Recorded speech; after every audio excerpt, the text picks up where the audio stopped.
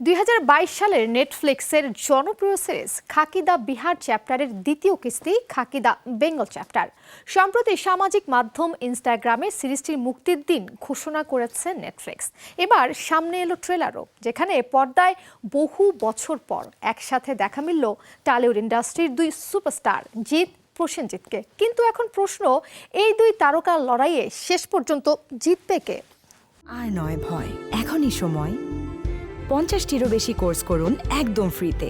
আজই রেজিস্ট্রেশন করে এগিয়ে যান স্বপ্ন পূরণের পথে। ভিট কনফিডেন্স একাডেমি। पुलिस प्रोटेक्शन दे रही है रूलिंग पार्टी और रूलिंग पार्टी प्रोटेक्शन देती है क्रिमिनल्स को।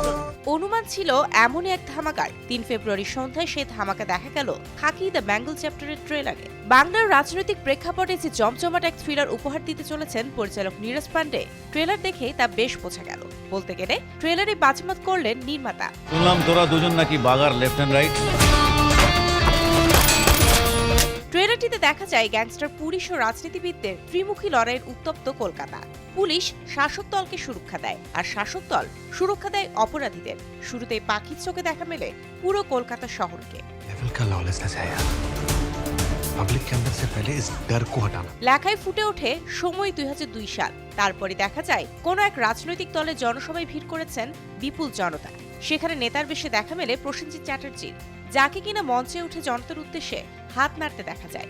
আর তারপরই একের পর এক খুনের দৃশ্য, এমনই কিছু দৃশ্যায়ন উঠে এসেছে খাকি দ্য বেঙ্গল চ্যাপ্টারের ট্রেলারে।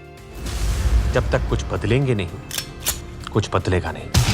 সিনেমায় রাজনীতিবিদের চরিত্রে দেখা মিলবে প্রসেনজিতের, অপরাধী চরিত্রে দেখা যাবে শাশ্বত চট্টোপাধ্যায়কে, পুলিশ অফিসারের ভূমিকায় পরমব্রত ও জিৎ, আর জিতের সহযোগীর ভূমিকায় মিঠুর পুত্র বিমো।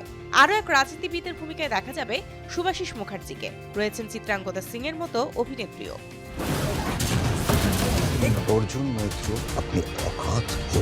গোটা ট্রেলার জুড়ে উঠে এসেছে কলকাতা শহরে ঘটে যাওয়া অপরাধ, অপরাধী, রাজনৈতিক কার্যকলাপ আর পুলিশ প্রশাসনের ভূমিকার ছবি।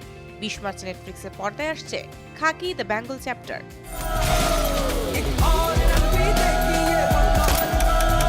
Mario Sen, showbiz tonight.